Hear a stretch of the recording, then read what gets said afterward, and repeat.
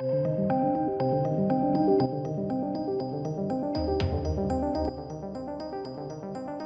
to the channel, ladies and gentlemen. Super quick-ish video, I guess, today.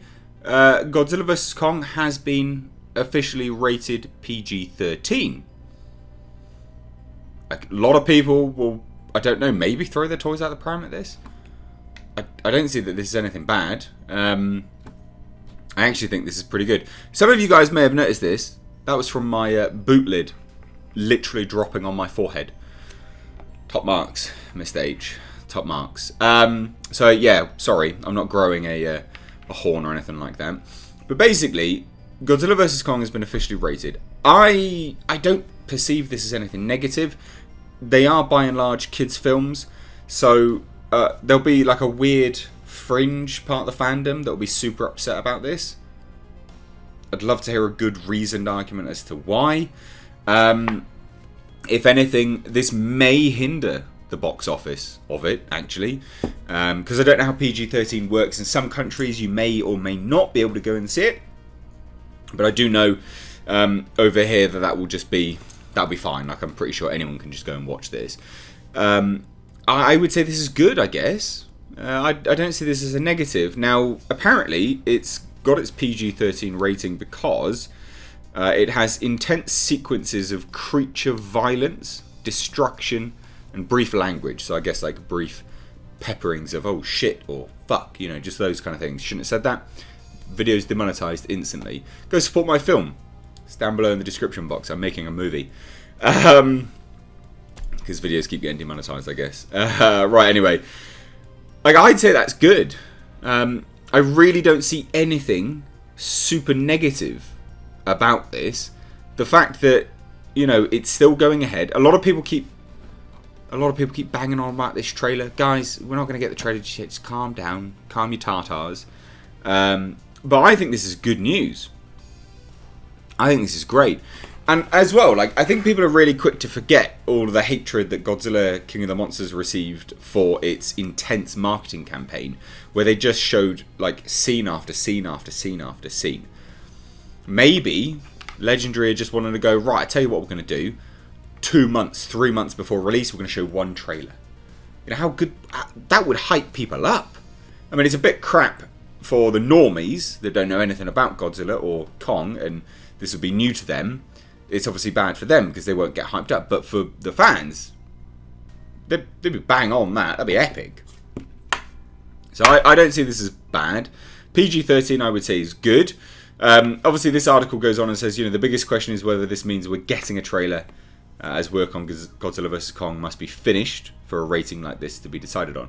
Guys, we're not going to be getting a trailer just yet. Like, what's the big deal? You know, they don't know whether they're going to be able to release it on time yet. Obviously, the world's all gone tits up. Like, what are you expecting?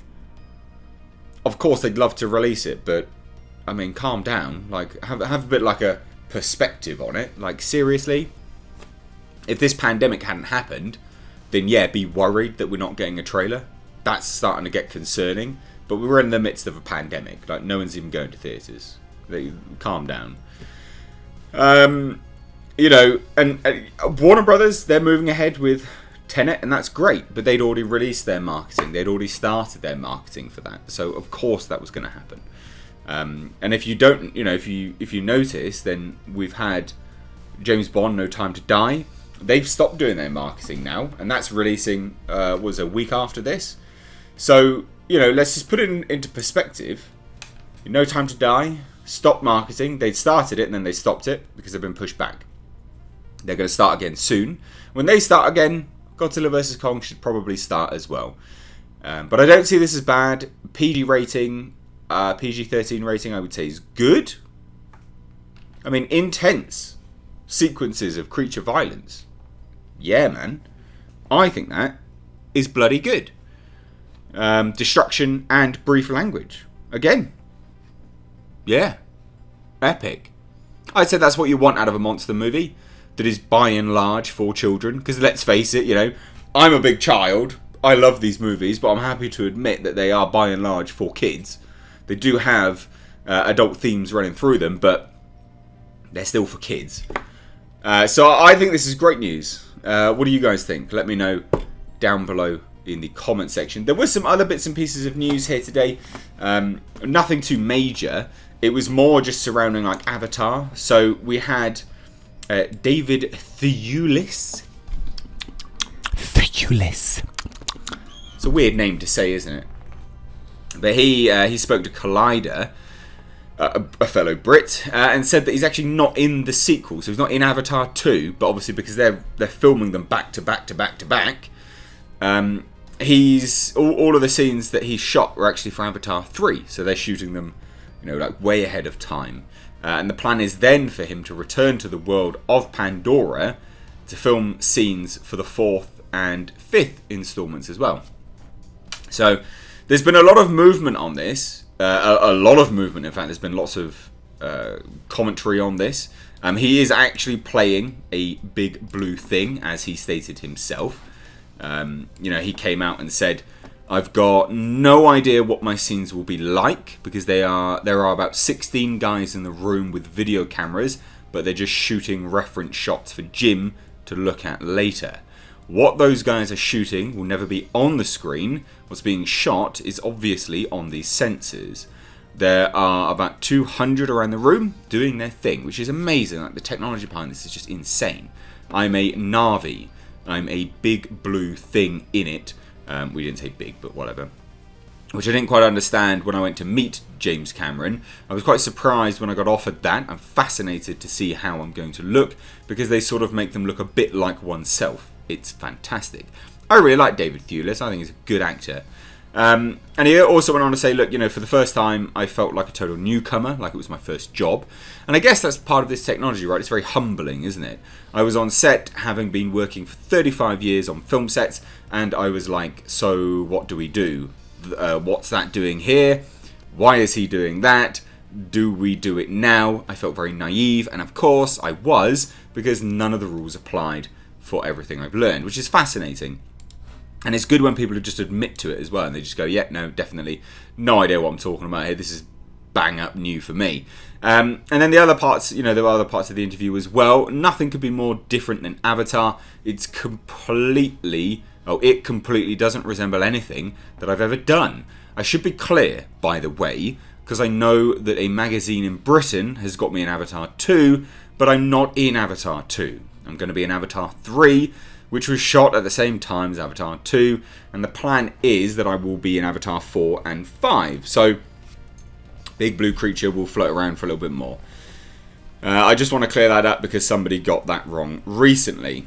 And he's just said, you know, working with James Cameron's been an absolute pleasure, and he's something of a genius. Very basic stuff, very middle of the line PR stuff, I guess. So, 2 bits of news, really. Look, Godzilla vs. Kong sounds great. PG-13, I'd say, is all good. Don't see anything wrong with that. I know a lot of people will want to be negative Nancy's on it. It's fine. Be a Nancy. Who cares? No worries. Fill your boots and just be super negative. It's all good. The comments of Avatar, I quite like those comments. Again, I don't see anything wrong with them. Avatar 2 is not something I'm particularly bothered about, but it's. I think I speak for a lot of people where it's almost like you want to watch it just because you think it'll be a bit of a weird spectacle. I don't know. Maybe I'm wrong. Let me know down below in the comment section. Now, guys, I started this video a little bit kind of skew if and off because I didn't really know whether I'd talk about the other bits. So I just want to take this opportunity to say, hey, look, you know, I am actually making a film. I said about this, but I am making a film. It's a high-concept horror fantasy film. We've actually booked in the shooting dates now, so hooray. I'm going to be doing an update on that soon. But if you do donate, because I am crowdfunding for it, if you donate $5 or more, you're actually in for a chance of winning a prop, which is an aesthetical prop made in line with the movie. It's not going to be shown in the movie, mind you, and there's logistical reasons why that, and I'll discuss that in an update. But it is a one-of-one weapon. There will not be any more made, and it's made to the specifications for the film itself. So clarify that, but then also, hey, you know, donate $5 or more, you're in for a chance of winning it. Guys, nothing else to say here. I hope you're having a great day. I hope you're all staying safe. Alright, there's some madness going on in the world, and, you know, I do care about you guys, so please do stay safe. And, yeah, I hope the madness dies down ASAP, because it's not cool. Anyway, guys, thank you so much for watching. I have been Mr. H. Take care.